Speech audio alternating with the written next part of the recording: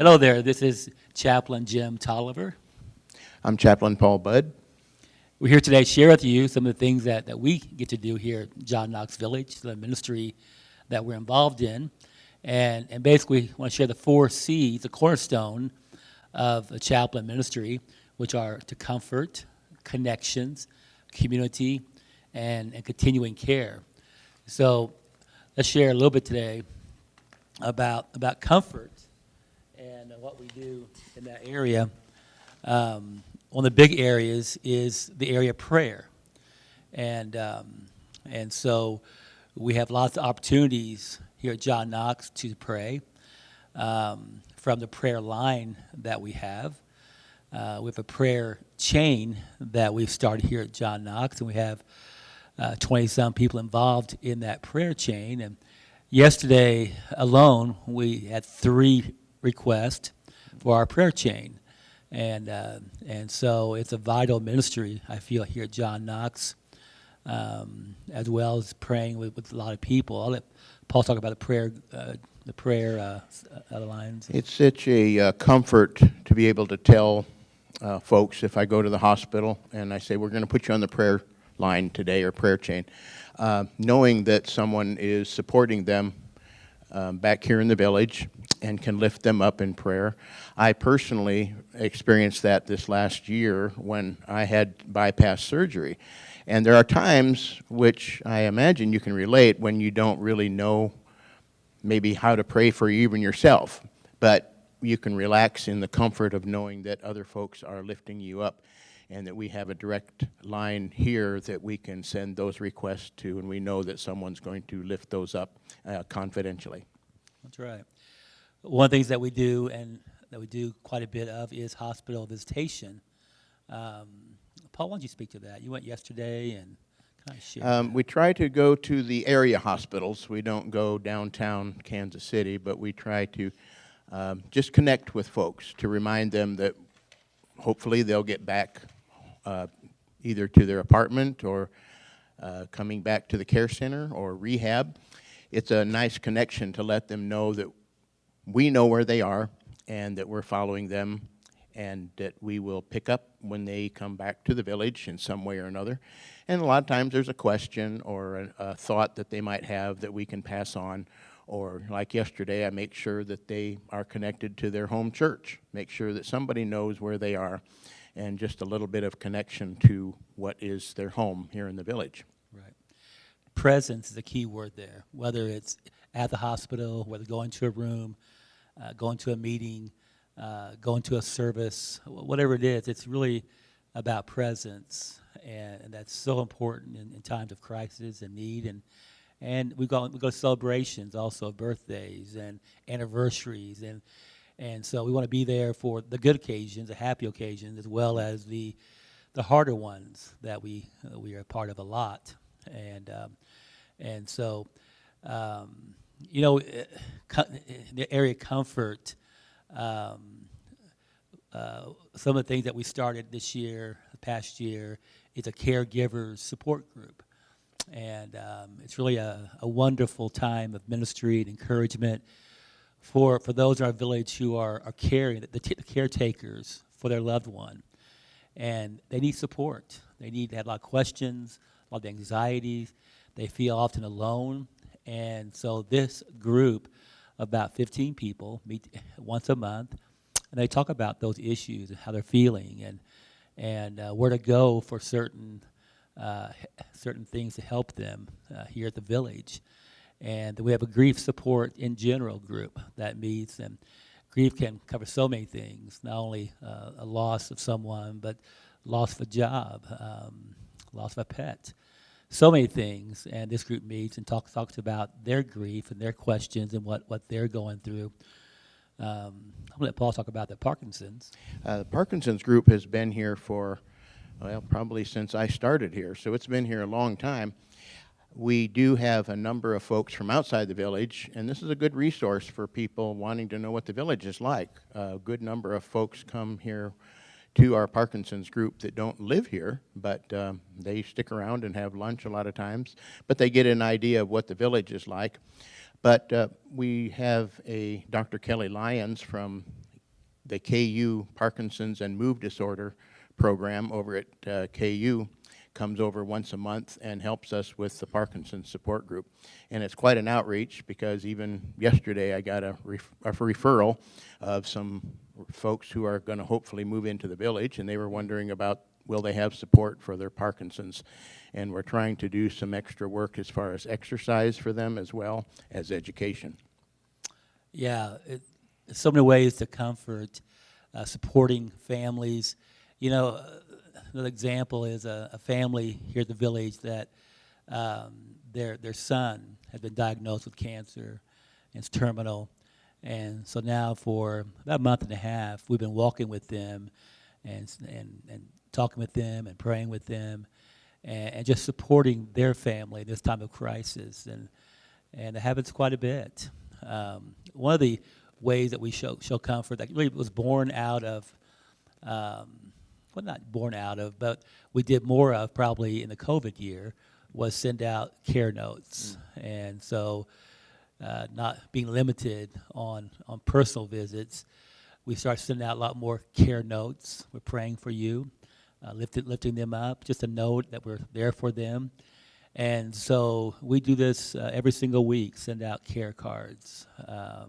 I had yesterday 8 names of people I'll be sending out this week so far. And so it's a very effective way to share that we care, that we're here as chaplains for them, and that we're thinking of them. And for a lot of our folks, that's a big deal to know that they are being remembered, and that's an important connection that we have with them. And so we try to bring comfort in lots of ways. And then the second cornerstone would be the connections. And Paul, why don't you talk about those areas? And connecting is it makes our job a lot easier here at the village. It just seems like so many of our associates feel like this is their calling. So it makes it a lot easier for us. It's like we're a team with the whole village. It's no big deal to get a referral from maintenance or anybody that's out with the resident and passes on a concern. And so when we're out and about, we can help with the connection, because a lot of times in some of our discussion groups, diet or exercise or things come up. And knowing that we can refer people to other areas that will address not just the physical, but the spiritual and emotional aspect of a person's living. Because folks will connect and say, well, I went to the exercise program, and now I'm coming to one of the TED Talks or one of the other discussion groups that we have, and we'll connect on another level. And so it's like it's an ongoing process that we're just a part of. It makes it a lot easier. But that reminds us that the village is a lot more than buildings and the grounds. We are not just an apartment complex. We are a spiritual home in a lot of ways for folks because of the connections that we make. And we, as the chaplains, get to be a part of that, which is an interesting calling, because we are not denominational here. We get to do all the denominations and support all of those. And that's a fun calling as far as my concern as a chaplain, is because if you go to a local church, let's say if we went to our denomination, you would be just with the folks that kind of zero in on a certain aspect. But here at the village, we get to do all things with all the folks and find our spiritual balance in any of those things that we do that makes connections. Boy, it's true. And some of the ways we do that is through intentional calling. And every week we just go through, make calls to people here at the village from a directory and just say, hey, how you doing? This is Chaplain Jim or Chaplain Paul, and we're calling to say hi to you and see what's going on and how we can pray for you or talk to you, and just spend time with them, connecting by calling them. It's a very, it's such a great way of talking to a lot of people in a short amount of time, and then we follow up on that. Along with that, I have people who work with me who are residents who volunteer to make phone calls on our behalf as a chaplain area. And they build relationships and get back to me and to Paul, and share deeper concerns that we follow up on. And I think just being out and about, I think that it's so important that we're seen and we're just meeting people wherever they are. One of my favorite places, of course, is a sweet shop. I go get a cookie, and I spend valuable time eating a cookie and talking.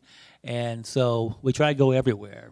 Bible study is one of the core, I think, way we connect as chaplains. And I think right now, if I'm not mistaken, we have Bible studies in, I think, 6 buildings, which is pretty impressive. And different groups, different buildings, different studies. And so we try to add variety. And as Paul said, we have a lot of different lanes. And so I think that's a really awesome thing. We're connecting people with different backgrounds. And so we're always learning and always connecting through Bible studies. We have in this past year, we've tried a couple of different things with the great courses that offer different study programs. We had the mindfulness class that we did for 24 sessions, which I really appreciated, and a lot of the residents said that it was another aspect of their spirituality that allowed them to look at things maybe a little differently. And then after that series was over, we started the mind-body medicine great courses. And this takes us to another aspect of how does the body, our physical health, affect what goes on emotionally inside. And then what we have inside, how does that affect how we live and operate? And again, that resonates with the activities that then we support and we make a part of that as well as the exercising program, and so that we connect the mind, the body, the spirit, and hopefully we can help make that a better opportunity for folks through those sources that are very, very well done. And I really appreciate doing those. TED Talks is another challenge that I've really enjoyed doing, and the residents seem to like it. We have a discussion. Usually it's a little bit controversial, but that's good. It gets our thinking going a little bit. And that connects, I think, to our spirituality as well, because it's continual growth, and that we have an opportunity to help in that regard.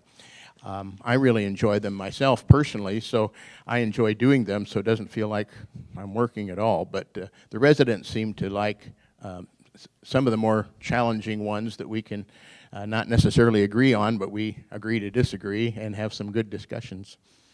And I think, Paul, also, if you could speak to how we connect through your monthly article, too, I think is a great way that we connect.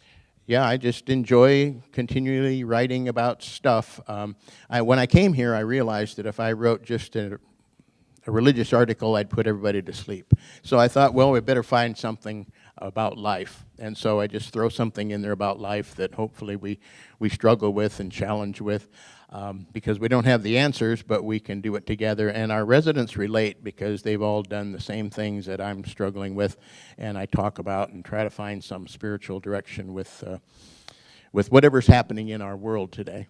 Yeah. I guess the third cornerstone would be community. And community is so important here at John Knox, that we are a village, we're a family, literally.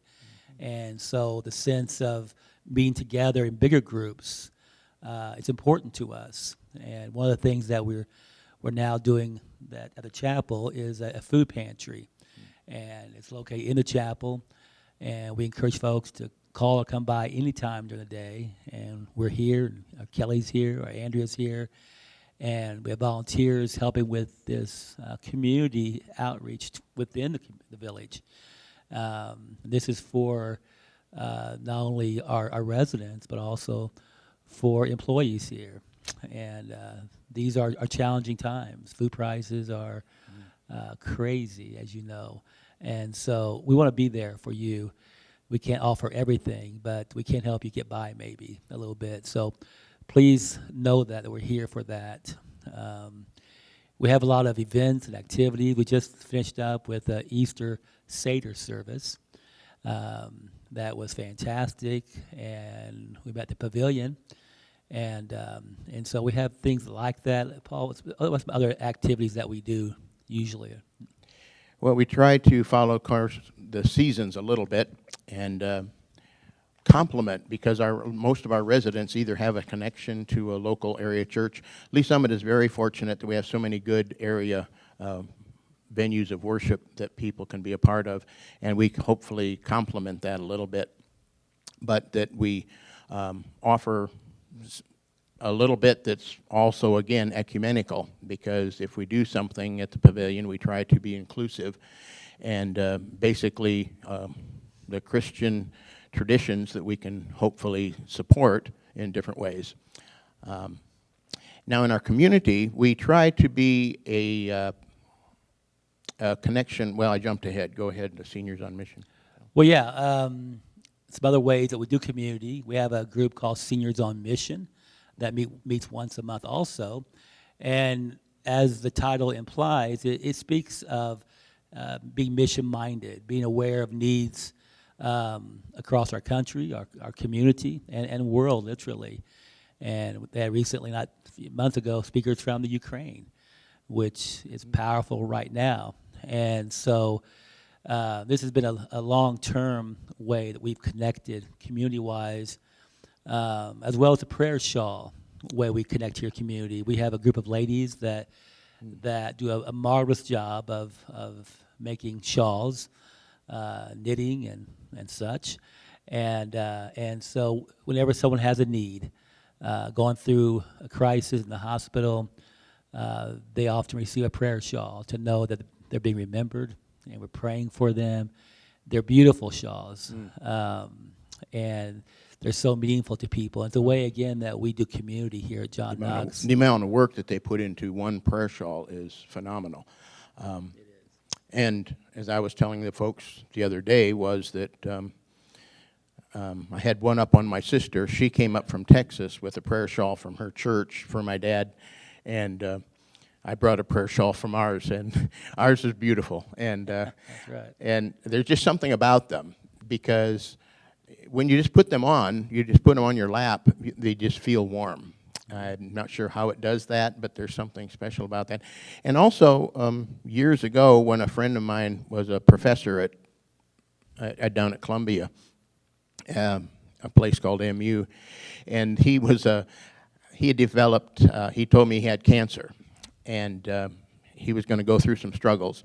And he wasn't particularly a part of any denomination in that regard that I knew of, but it was a connection point to send him a prayer shawl. The folks said, yeah, let's send it. But the funny thing was, and this has happened quite often, that he said, how did you know the color of my office? Which I didn't, of course, because I had never been there. But it's just the phenomenal way that the prayer shawls connect people and just make them feel better. And everyone has told me that they just feel warmer putting those on. And it's a wonderful ministry that we have here that's so unique. It is. You know, we do community with area churches. We have the Episcopal group that comes in and meets in our chapel, and it's a strong group, and so we help our own folks do community, and also right here at John Knox Village. Matter of fact, in this room we have, I believe, is the village church, and we have community by a lot of our residents coming right here in John Knox to our own village church. And the beauty of this is that Paul and I are supportive, but we don't do anything except encourage them. And it's a fantastic way we do community here in a church right here in John Knox. And so, well, we have that beautiful chapel. We do. And the Episcopal folks meet there, and then they invite other folks. The Catholic presentation comes over, and it's great that we can host them, and they can have a quarterly Mass there and be supportive. And as Jim said, that the village church meeting here makes another connection with folks that we coordinate with. And that I'm glad that their ministry is here that we can support, because as I was visiting with someone in the hospital yesterday, they said something about Steve. And I said, well, I'll let Steve know where you are, the pastor from the church. So this way we connect and that we support one another in whatever spiritual support that might give. Right. And the fourth foundation would be continuing care. Paul, why don't you kind of speak of the overall kind of what that is? We're connected not just emotionally and spiritually, but physically, because the resident care committee meets every week to support the care of residents from all the disciplines. All the disciplines will put their heads together once a week and make sure that people are getting coverage physically and emotionally in whatever way, and we are a part of that team so that we can make referrals or we can receive them as well, just to make sure, because a lot of times the area manager will say, well, did you know that so-and-so's son had an issue or something, and we'll make a referral to us so that we can, because we can't be out there all the time, everywhere, but they pick up on that, and our staff are great for making referrals. They said, you know, so-and-so stopped by to pay a bill yesterday, and they seemed a little down. So it's a wonderful resource that we can support them, and then they feel good because that they have done something other than just do what they do physically for someone living here, but that they've done something to support them as well. Yeah. And you know, the beauty of John Knox is that our residents can come in independent living, and then that continuing care as we get older, as things happen, and we have assisted living that people will go to at some point maybe, and we're able to offer community and continuing care in those settings, the care center, hospice, the memory areas, and We can follow people, we can follow them. you know, all the way through the continuum of care. Right. And it might go to the care center, might not, but at least we've known them out in the village, out in activities or groups. So it's, again, a continuum of somebody following somebody to support. It is. Well, we started a hymn sing again this year. I was glad about that because I enjoy hymns. And it was good exercise for the lungs, I found out, as I was recovering, that that continual singing was helpful. But it was great to see the residents say we need to get the hymn sing going again after the COVID. So we're now doing that every month. Yeah, Paul does a great job with the hymn sing. He's a singer of the group, and we have Paul up here, and Kelly, our boss, is way down here in the singing realm. Kelly sings? Yeah. No, and so Paul does a great job with that. We now have 2 Bible studies in assisted living. We have a co-ed group and a men's group that meets every single week, and so we're excited about that opportunity. I have 3 preachers in the men's group.